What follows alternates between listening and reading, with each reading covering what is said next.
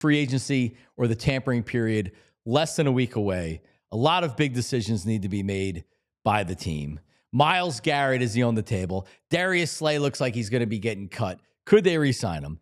To talk about all these things is Brandon Lee Gowton from Bleeding Green Nation, and he joins us right now. What's up, BLG? How's it going, Johnny Marks? Let me talk about Myles Garrett first, and then we'll talk about slaying some free agents. So Diana Rossini, noted NFL insider, comes out and says, oh, the Eagles might not re-sign Josh Sweat and Milton Williams because they have real interest in Myles Garrett. Wouldn't that be independent of anything that the Eagles are doing at the beginning of free agency? I mean, it's almost insulting for her to come out and say that. I know why she says it, but like the Eagles have to already have a plan if they're bringing Milton Williams or Josh Sweat or how far they're willing to go with it. You can't say we want Myles Garrett, which is likely to happen around the draft, so we're not going to re-sign our guys because we hope we get Myles Garrett. Does that make any sense to you?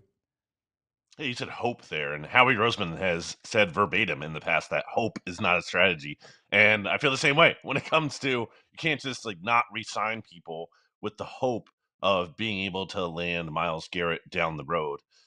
Especially like I just think the way that, and obviously I respect her reporting. I don't doubt what she's hearing, but a matter of like I don't think it seems like a false choice the way it was presented. One of the last things she said in terms of like Zach Bond or Myles Garrett, or like any free agent the Eagles have, or Myles Garrett. And I don't really think that's the dynamic. Obviously, they can't literally keep everyone. So, yeah, there are going to be some people who walk, but that's independent. I think even if Myles Garrett isn't in the picture, I still think some of those guys you mentioned just aren't going to be back because they're going to get a way higher price in free agency than the Eagles are going to be willing to pay. Right. Yeah, like Bond should be back whether or not they think or they're going to make a run at Myles Garrett or not. If you decide Bond is your priority, then Bond's your priority. Do you maybe look at Becton a little bit differently and say, hey, we'd rather have some flexibility because we are going to go after Myles Garrett? I mean, maybe that makes a little bit more sense. But this idea, listen, she said this and wrote this. She said that, like, how would they fit Garrett in? Well, by letting some key members of their Super Bowl winning group walk, and then she mentions all the free agents. I don't think Josh Sweat's going to be back. And this is like I used the word independent. Tyler used the word independent. You used the word independent. I don't think Milton Williams is going to be back because he's going to make $20+ million a year. I don't think Josh Sweat's going to be back because he's going to make close to $20 million a year. It doesn't mean that you can't still get Myles Garrett. And one more thing here, as I'm just rambling on when you're here, BLG. I see a lot of how would they fit Myles Garrett in? That's how they fit everybody in. They don't need the cap space this year. What don't people understand about the way that Howie designs these contracts? Jeffrey Lurie pays all the money up front, so Howie can come up with these bogus contracts to spread all the cap hits out, and then they just redo the contracts with roster bonuses to keep doing it. If owners would pay everything up front, any team could do this. But Jerry Jones is cheap. Mike Brown is cheap. They want that money to accrue interest in the bank. They want to keep it. Jeffrey Lurie puts all the money out there. If they want to fit Myles Garrett in, they could sign anybody they wanted to. It's just so stupid. Oh, my God. Anyway, I'm sorry. Go ahead.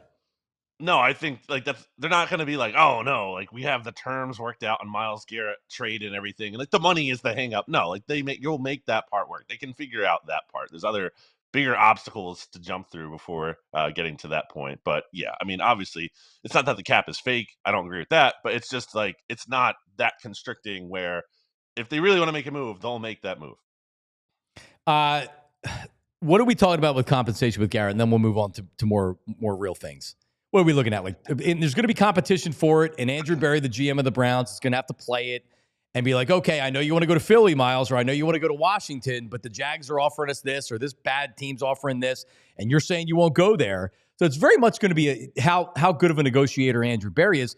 And if you're talking about 2 1s plus, I don't think Howie's overpaying, going to outbid another team in a trade market to then pay a guy $40 million a year. Yeah, I also think part of it too is like, what does Myles Garrett want? Because he has some leverage here too, in terms of I think what his future holds and where he might want to go and where he doesn't want to go. Clearly, I think it's not just like, hey, I want to go to any team. He said, and all the reporting is he wants to go to a contender. So that's going to shrink the market, you would think. So, and you look at the historical precedent here. I know Khalil Mack went for 2 1s, I guess it was, back in the day, although Yes. There was also some picks returned in that trade, so it wasn't like the true value of 2 full ones.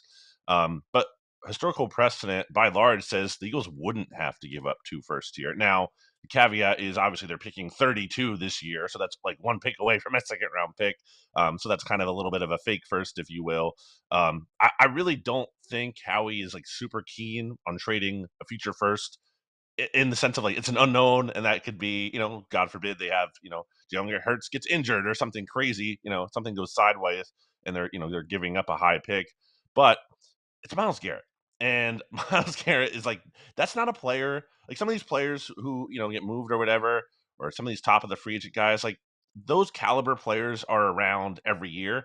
Myles Garrett, a player of his caliber, like that does not happen very often. That is a special opportunity, and that's why I think Howie.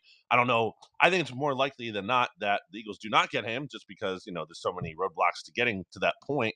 But I think Howie's legitimately in on this because this is a special opportunity that just doesn't come around very often. We agree on that. Of course, he should be. He said this guy's unbelievable, and if you can get him, it's like AJ Brown. I remember at the time that AJ Brown was a first round draft pick. You never like giving away your first round draft pick. How does that trade look right now? The Eagles got AJ Brown for a first round draft pick. Miami got Tyreek Hill for a second plus, I think. Like, even though that they haven't won a Super Bowl or anything, he's dynamic. He's one of the best playmakers in all of football. So those draft picks, Myles Garrett would be the same thing.